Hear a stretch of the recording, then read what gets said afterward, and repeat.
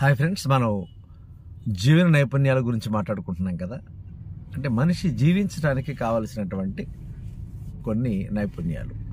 అంటే గతంలో మనకి ఇంత డెవలప్మెంట్ లేనప్పుడు మన సమాజంలో ఉన్నటువంటి వ్యక్తులు, అంటే ఎవరైతే ఉపాధ్యాయులు కానీ, ఆ తర్వాత మనకి తల్లిదండ్రులు, కుటుంబంలో పెద్దలు కొన్ని సంస్కారాలను మనకి నేర్పించేవారు. అంటే what to do, what not to do, what to say, what not to say, what to eat, what not to eat.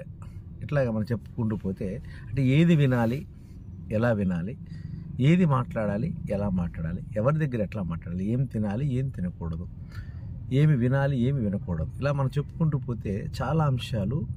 అంటే ఒక మనిషి చేయగలిగినటువంటి అన్ని పనులని మనకు కుటుంబం నుంచి కొంత, ఉపాధ్యాయుల నుంచి కొంత, మన సహచరుల నుంచి కొంత ఇట్లా మనం నేర్చుకునేవాళ్ళం.